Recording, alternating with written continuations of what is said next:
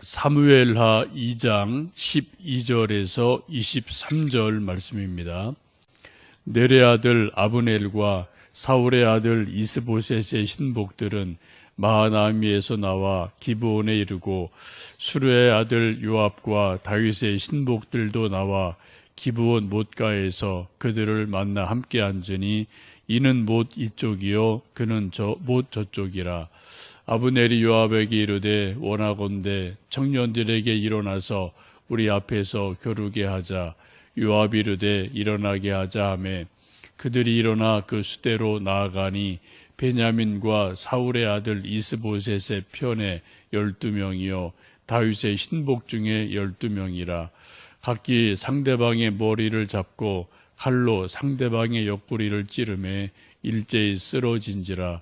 그러므로 그것을 헬갓 핫수람이라 일컬었으며 기브온에 있더라. 그날의 싸움이 심히 맹렬하더니 아브넬과 이스라엘 사람들이 다윗의 신복들 앞에서 패하니라. 그곳에 수르야의 세 아들 요압과 아비새와 아사헬이 있었는데 아사헬의 발은 들로르같이 빠르더라. 아사헬이 아브넬을 쫓아 달려가되 좌우로 치우치지 않고 아브넬의 뒤를 쫓으니 아브넬이 뒤를 돌아보며 이르되 아사헬아 너냐? 대답하되 나로라. 아브넬이 그에게 이르되 너는 왼쪽으로나 오른쪽으로나 가서 청년 하나를 붙잡아 그의 군복을 빼앗으라 하되 아사헬이 그렇게 하기를 원하지 아니하고 그의 뒤를 쫓으매 아브넬이 다시 아사헬에게 이르되 너는 나 쫓기를 그치라. 내가 너를 쳐서 땅에 엎드러지게 할 까닭이 무엇이냐? 그렇게 하면 내가 어떻게 내 형 요압을 대면하겠느냐 하되 그가 물러가기를 거절하매 아브넬이 창 뒤끝으로 그의 배를 찌르니 창이 그의 등을 꿰뚫고 나간지라. 곧 그곳에 엎드러져 죽음에 아사헬이 엎드러져 죽은 곳에 이르는 자마다 머물러 섰더라. 아멘. 사울 왕이 죽고 나서 이스라엘은 유다 지파와 또 다른 11지파로 남북이 분열이 됩니다. 사울 왕 따르던 무리들은 사울의 아들 이스보셋을 왕으로 추대하고 북쪽에 자리 잡고 또 이제 다윗은 유다의 자리를 잡습니다. 이런 나라가 극심한 혼란기가 되면 대부분 군대가 실권을 잡습니다. 그래서 옛날이나 지금이나 후진국이 쿠데타가 잦은 것도 어떤 정치인이 왕이나 대통령이 힘을 쓰지 못하기 때문에 군대가 등장을 해서 군대 권력이 이제 나라를 좌우할 때가 있죠. 지금 오늘 본문 읽으신 말씀이 그런 배경으로 보시면 됩니다. 근데 어느 날 북이스라엘의 장군 아브넬이 이제 남유다 장군 요압과 함께 전쟁을 하게 되는데 연못 이편 저편에 진을 칩니다.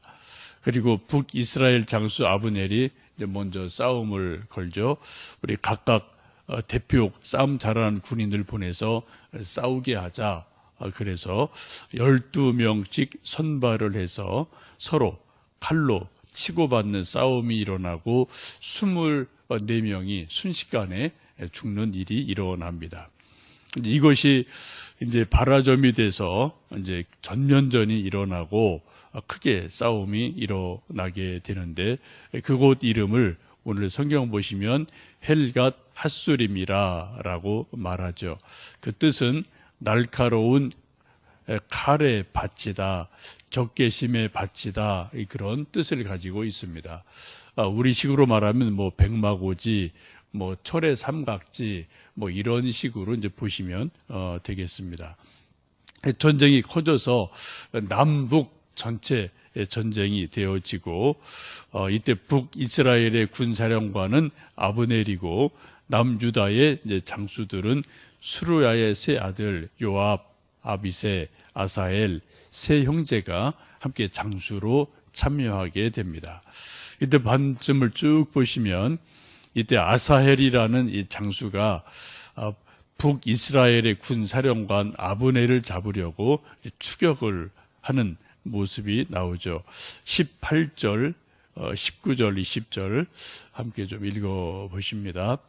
그곳에 수루야의 세 아들 요압과 아비새와 아사엘이 있었는데 아사엘의 발은 들로루같이 빠르더라. 아사엘이 아브넬을 쫓아 달려가되 좌우로 치우치지 않고 아브넬의 뒤를 쫓으니 아브넬이 뒤를 돌아보며 이르되 아사엘아 너냐 대답하되 나로라. 18절 말씀 보시면은 아사엘이라는 이 장군의 특징은 달리기를 잘하죠. 들로루같이 빨리 달리는 그런 장군이었는데 이 아사엘이 북군 사령관인 아브넬을 잡으려고 뒤쫓아가니까 아브넬이 뒤를 보면서 나를 쫓지 말고 다른 사람 잡아서 공을 세워라 라고 계속 말을 하지만 이 아사엘은 어떻게 하든 북군 사령관을 잡아서 공을 세우려는 욕심 때문에 좌로 우로 치우치지 않고 계속 그 장군만 따라가게 되죠. 그러니까 이 장군이 창을 뒤로 대서 자기를 쫓아오는 이 아사엘이라는 장군이 창에 찔려서 죽는 그러한 일이 일어나게 됩니다. 23절 보시면은 그가 물러가기를 거절하며 아브넬이 창 뒤끝으로 그의 배를 찌르니 창이 그의 등을 꿰뚫고 나간지라. 곧 그곳에 엎드러져 죽음에 아사엘이 엎드러져 죽은 곳에 이르는 자마다 머물러 섰더라라고 말씀을 합니다. 전쟁이 일단락되죠. 남쪽의 유다의 유명한 아사엘이라는 장수가 죽으니까 쫓아오던 많은 사람들이 그 자기의 장수가 죽은 것을 보고 더 이상 쫓아가지 않아서 일단 전쟁이 일단락되어집니다.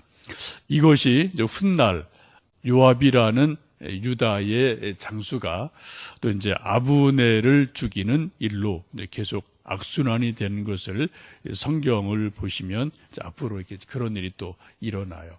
자기 동생을 죽인 북군 사령관 아브넬을 또 남쪽의 사령관 요압이 나중에 또 어떤 정당하지 못한 일로 죽이게 된 일들이 일어나게 됩니다.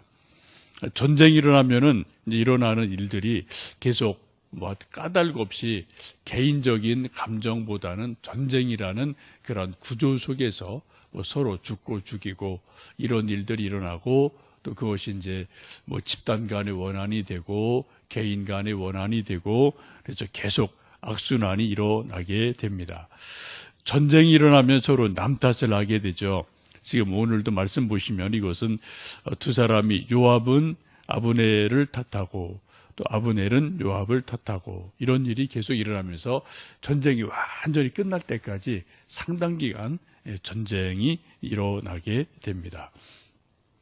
우리나라도 지금 가만히 보면은 북한은 우리 남한 탓하고요. 남한은 북한 탓하고요. 이게 서로 하여튼 물고 물리고 끝이 없어요. 자기가 잘못했다고 말할 수도 없고 그렇게 해서도 안 되고 하여튼 북한은 계속 너희 때문에 우리 핵 만든다. 또 너희가 핵 만들고 우리는 또 이렇게 할 수밖에 없다. 계속 말이 왔다 갔다 어떤 결론에 이르지 못하는 일들이 있게 되는데 우리가 정말 나라를 위해서 기도해야 될 시기이고 또 그러한 때인 줄 압니다. 이 아침 우리가 기도할 때 이 전쟁의 모습을 보면서 우리 대한민국에 더 이상 전쟁이 없도록 하나님의 긍휼을 구하고요.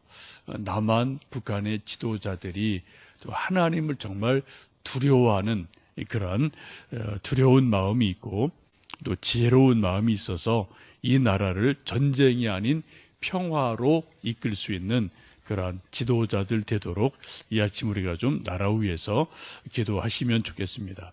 오늘 본문의 말씀이 어떤 이스라엘의 내전으로 인해서 서로 젊은이들이 죽고 죽는 그러한 모습이기에 오늘 좀 나라 평화를 위해서 이 땅의 평화를 위해서 이 아침 우리 모두 기도하시는 하루 되시기를 원합니다. 우리 함께 기도하겠습니다.